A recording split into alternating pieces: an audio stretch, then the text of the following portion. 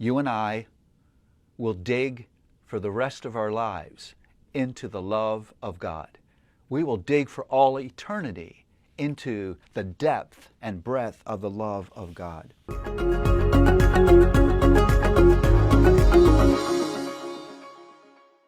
It's an understatement to say that I love Ephesians. Ephesians is so gospel rich. I mean, there's so much gospel fire in Ephesians. It's a wonder the pages don't burn or melt. It's just incredible. And Ephesians is probably one of those books that divides very clearly into two parts. I would entitle Ephesians Gospel Roots and Gospel Fruit. Because in the first 3 chapters of Ephesians, you get this explanation of the gospel. It's just glorious. Every verse is just brimming with the explanation of this message that is our message of hope of the work of the person, the Lord Jesus Christ. There are some root themes here. The blessings of being in Him. Ephesians really emphasizes our union with Christ. We're not just forgiven. We're not just adopted. We are united to Christ.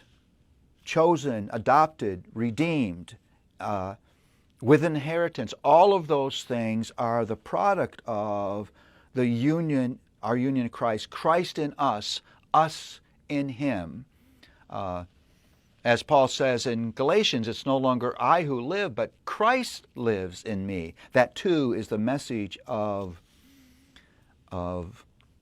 Ephesians. And then that section ends with a prayer that we would really come to know God's love, know the depth and breadth of what it means to say that God has placed His love on us, particularly in the gift of love, the Lord Jesus Christ. You and I will dig for the rest of our lives into the love of God. We will dig for all eternity into the depth and breadth of the love of God. And he prays that we would be filled to full measure of God, that we would grow in grace. Now, it's very clear that Paul understands that the gospel is not just something that you conceptualize. Faith is not just something you do with your brain. Faith is a transaction of your heart that changes the way you live your life. You live what you believe. In fact, you could argue that if you don't live it, you don't actually believe it. That faith is really demonstrated by the way you live your life. So Paul cannot help but apply this gospel to every area of life. Look at the subjects that he applies the gospel to the church, to your thinking, to your desires, to your communication, to your anger, to your work, to your relationship, to your sexuality, to your marriage, to your parenting. He just looks at every aspect of the life of a normal person and says, the gospel alters this, the gospel alters this, the gospel changes this. If you believe in Jesus, you'll handle it this way.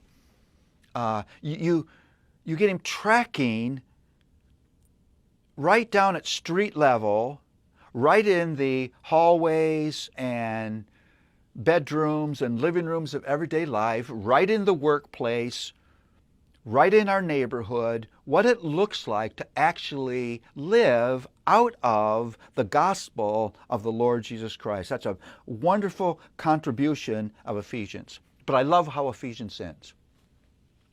Ephesians 6 ends with a discussion of spiritual warfare and a call to arm ourselves for the battle. Now, when you're reading through Ephesians and you hit that section, it almost seems like Paul is changing the topic, but he's not changing the topic. What he's saying is, all those things I've talked about, the church, your thinking, your desires, your communication, your anger, your work, your relationships, your sexuality, your marriage, your parenting, are all spiritual warfare.